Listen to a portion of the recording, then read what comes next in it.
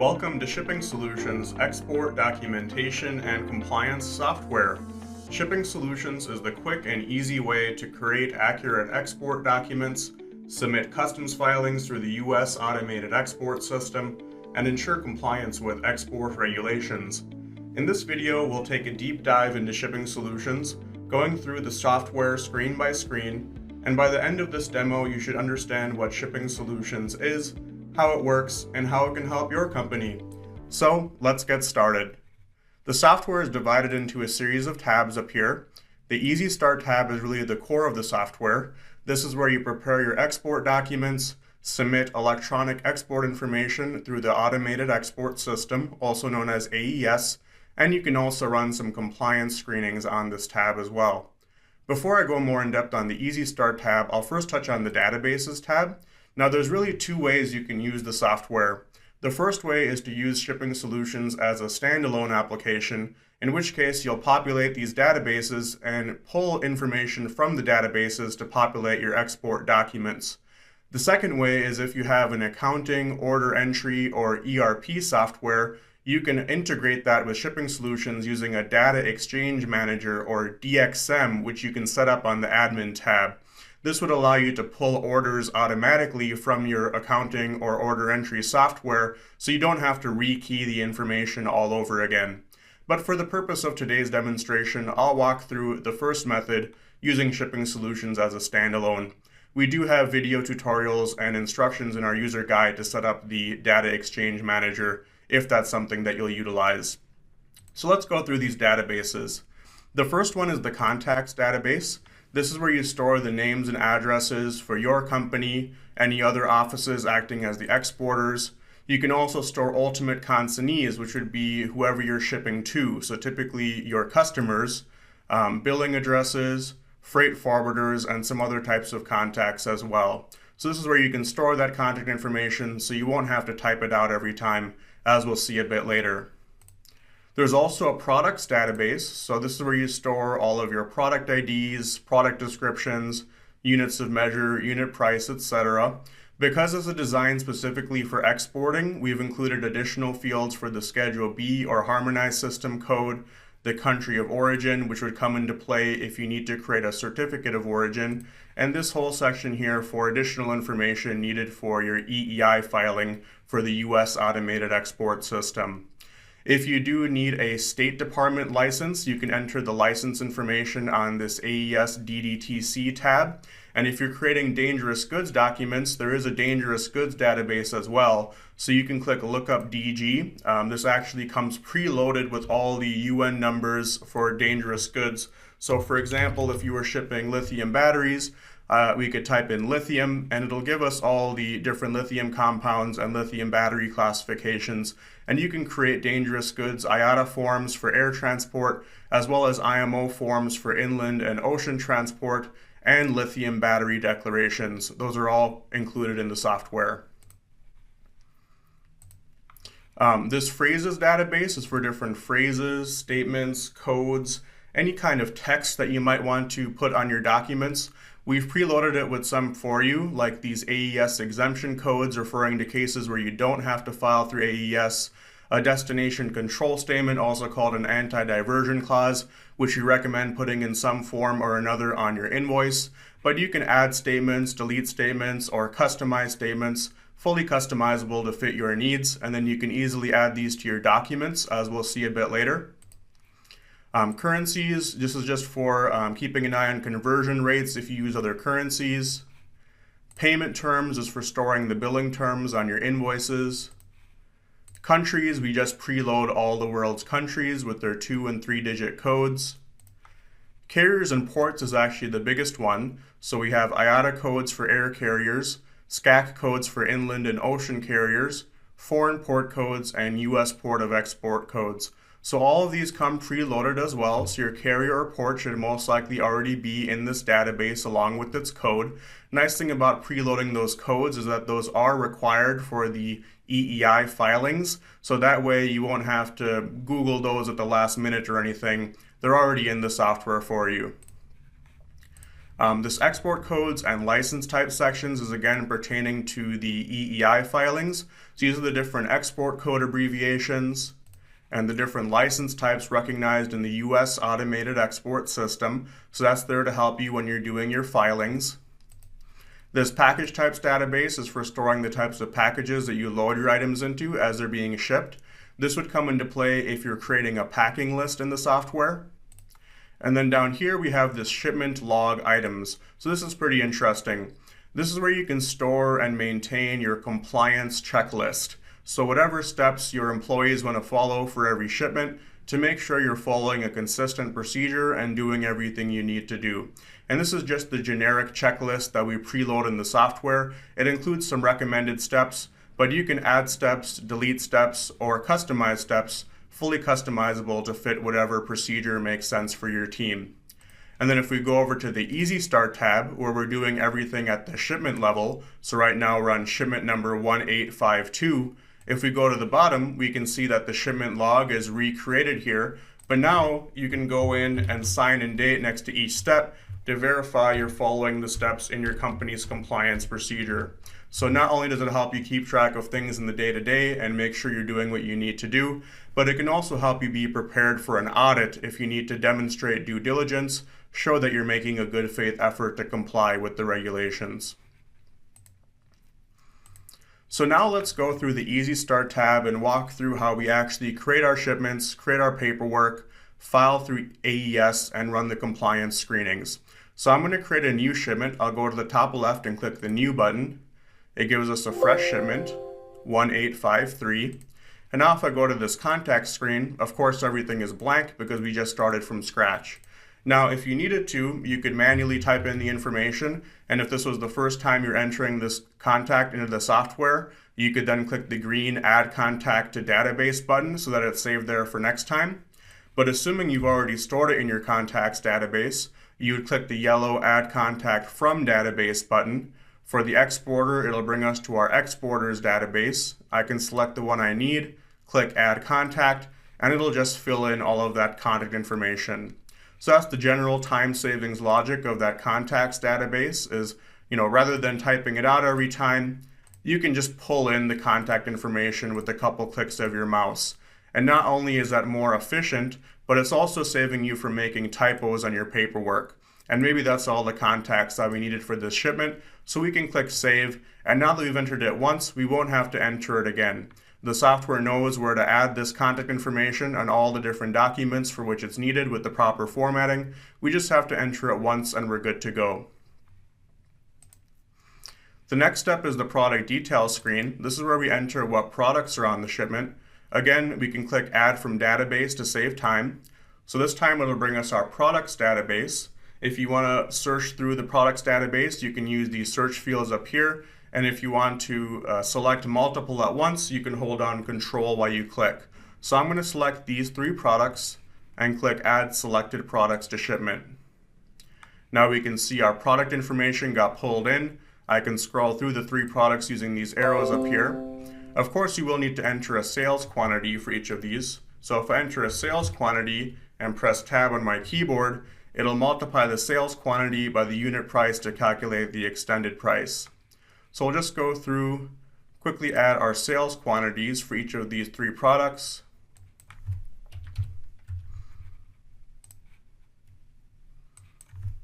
And just like that, we have our product information entered as well. So we're good to go on the products, so we can click Save and Close. And by the way, I won't be going through all of these data entry screens. The way I think about it is that these first 5, contacts through EEI, are kind of the core screens because that's all the information for your invoice, all the information needed for your EEI filing, and it's most of the data needed for the other documents as well. So once you get through these 5 core screens up here, you would just kind of pick and choose depending on what additional documents you need. So if you needed a packing list, you'd go here. If you need a free trade agreement certificate, you'd go here, etc. And you're never going to have to re-enter information you've already entered on one of the core screens up here. So the next core screen is for carriers and ports. The main reason we've included this is because some of this information is required for the EEI filing. If you're doing an EEI filing, you'll have to indicate the mode of transport of the exporting carrier. In other words, how are the goods leaving the country? The identity of the exporting carrier, which you can pull from the carrier's database. Maybe this time it's just FedEx, so I can select that. The port of export button will bring us to our US ports database.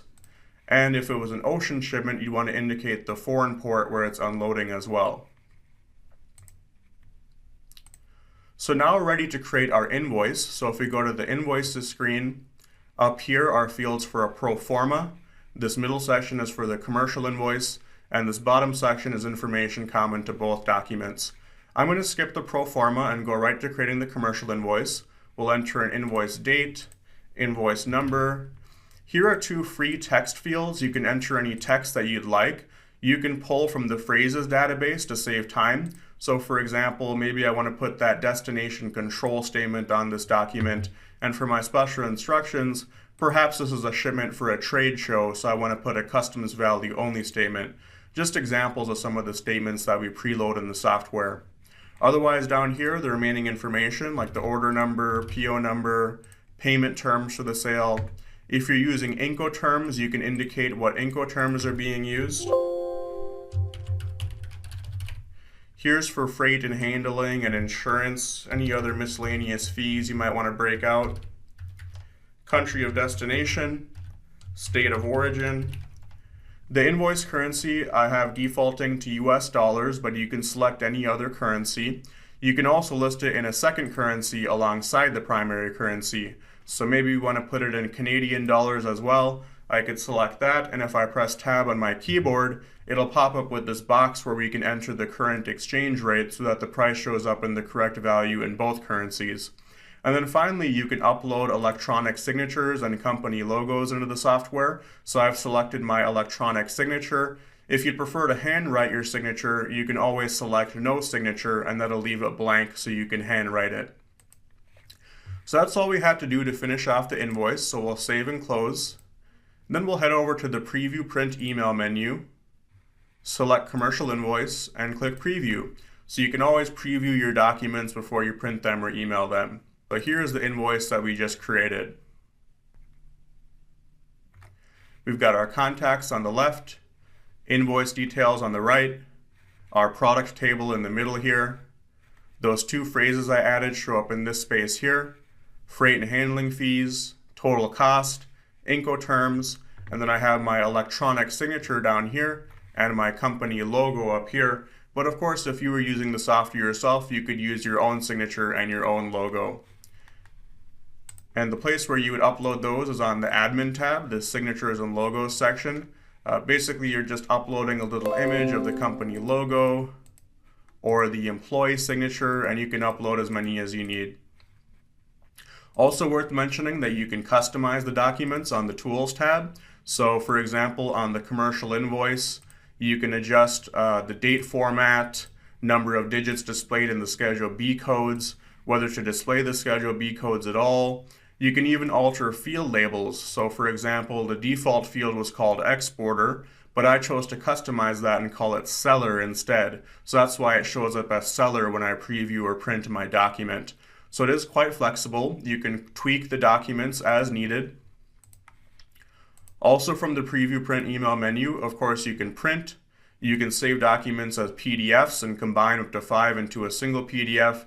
You can also email them either to email addresses associated with the contacts on the shipment, which will then show up in this drop-down menu here, or you can type or paste the email addresses you'd like to send them to down here.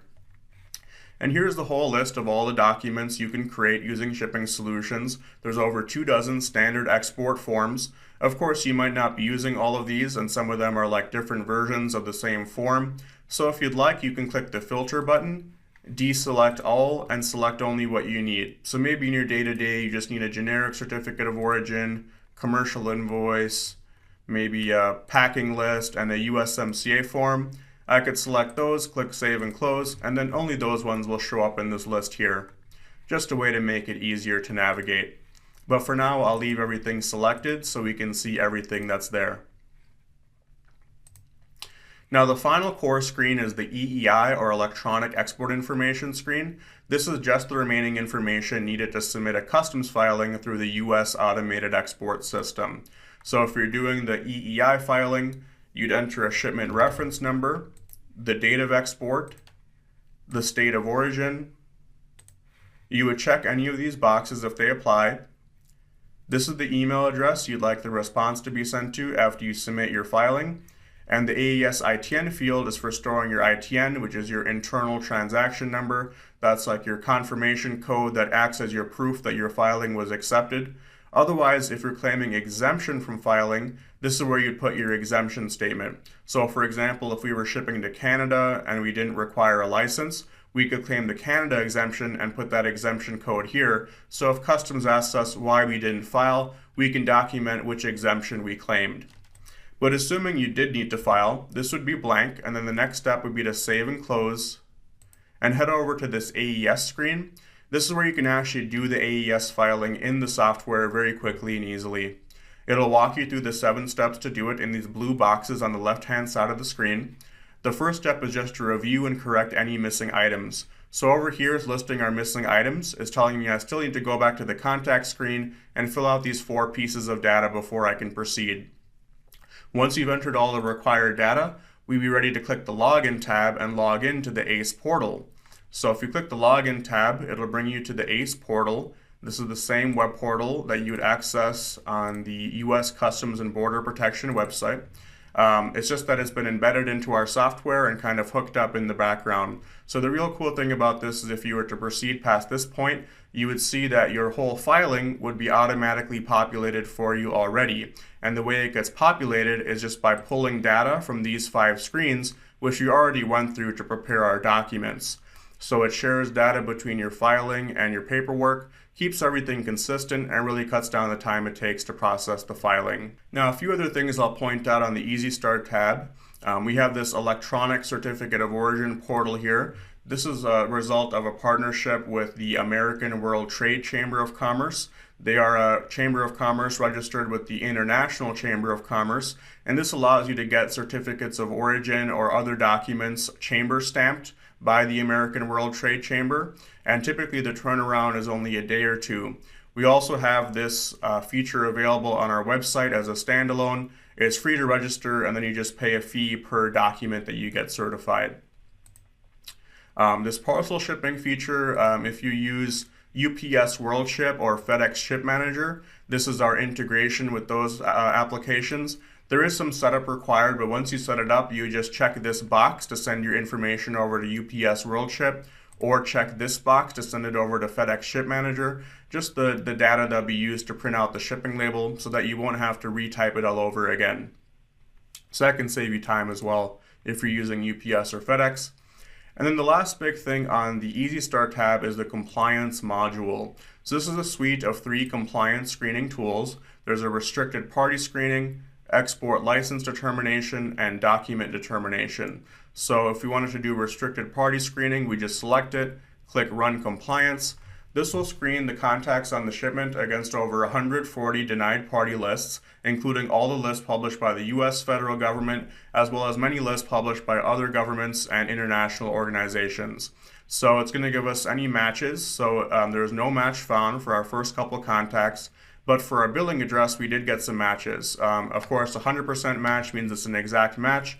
In this case, we got some 83% matches. And at that point, it becomes important for the user to compare what they've entered to what matched and make a good faith effort to comply based on that. So like in this case, Dyname matched to Dynox. Well, the first few letters are the same, but otherwise it's different, and it's a totally different country, Netherlands versus Japan. So maybe we can rule it out as a match. Or maybe at another level, we see that this is a French list. Maybe we're only concerning ourselves with the US list, so we can rule it out as an issue as well. I think the key with denied party screening is to document the screening and document the logic behind how you reach your decision. So that's why you can print the results. There is also an audit trail, and the audit trail stores a history of all the compliance screenings you've run for this shipment. You can go back and view the results, print them out again at any time. The next tool is the license determination tool. So this will screen the product classifications and the destination country to help you figure out if you need an export license. This would more so come into play if your items have ECCN classifications or USML categories. So it's breaking it down per product on the shipment. So this first product had an ECCN 5A001, and in this case it's going to break down the reasons for control at both the country level and the ECCN level, as well as the license exceptions for both the country and the ECCN as well. So the way you interpret this is if there's matches between these two categories, you know that there's a reason for control that applies to the shipment. So like in this example, NS1 shows up in both categories. So that means that this is controlled for National Security Criteria 1.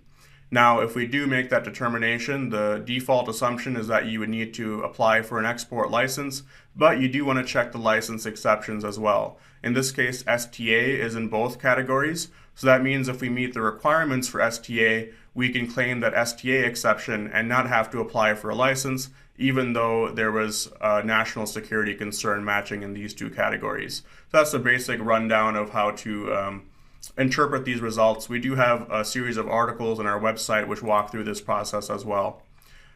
This second product was EAR 99, which is a designation you would give to anything that's under Commerce Department jurisdiction but does not have a specific ECCN. And in that case, it'll say none for ECCN reasons for control, and thus it'll say no license required for the ECCN. So that's pretty straightforward. And then this third example, this one was a USML category. So we see it successfully flagged that we need to apply for a license from the US State Department under the International Traffic in Arms regulations. So those are the three scenarios. This would also come into play, I guess, if you're shipping to an embargoed country, it would also flag that you need a license for that as well. The final tool is the document determination. So this will help you figure out what paperwork you need to provide. It's not meant to be hard and fast rules. It's more meant to be guidelines as to which documents you may need, and then it gives you some notes to help figure out the context and how you would fulfill that requirement and where it fits into the process. And it'll break it down into a few categories. So the first category is the export documents, which are the documents you would need for the country of export or for the mode of transport of the exporting carrier. So these are the export documents here. It's flagged an air waybill because our mode of transport is air. However, the responsible party is typically the importer or the carrier, so it actually flags what your partners are responsible for as well. Commercial invoice will always be flagged. Confirmation of insurance, but again, that's kind of situational. Like maybe you don't have insurance terms as part of the transaction, so you could ignore that. You just kind of have to read the notes, see if it applies to you. We also have line item documents, which are documents it would detect at the product level based on the product classifications. And then down here is the import documents, which will tell you what documents you need for the country you're shipping to. So in this case, we're shipping to Japan. In other words, we're importing into Japan. So to clear Japanese customs, they require a cargo declaration, a certificate of origin, and an import declaration. And like in this example, it says 3 copies either in Japanese or English are required. So it'd be good to know that you need 3 copies before the shipment arrives and it gets stuck in customs because you haven't met the requirement. So you can even run these screenings at any point in the process. Maybe you're just considering shipping to a new country for the first time and you want to see what documents are required. All you'd have to do is enter the data in blue and you can run these screenings at any point in the process. And just like with the restricted party screening, the other screenings get stored in the audit trail as well, so you can document your screenings and go back and view previous results whenever you need to. There's also a copy feature here, so if you find yourself doing repeat shipments, like maybe you're shipping the same thing to the same customer once a week, you can just copy the current shipment and then change just what needs to be changed. So that can save you time over starting from scratch every time. On the Utilities tab, you can generate some different types of reports and print out some basic shipping labels. Tools tab, main thing here is customizing the documents. You can also lock or unlock shipments, delete shipments, back up your database. This is also where you can do a bulk upload into the contacts or products databases. If you can get it into a delimited text file format, you can upload hundreds or even thousands of contacts or products into the databases at once without having to re-enter them each time.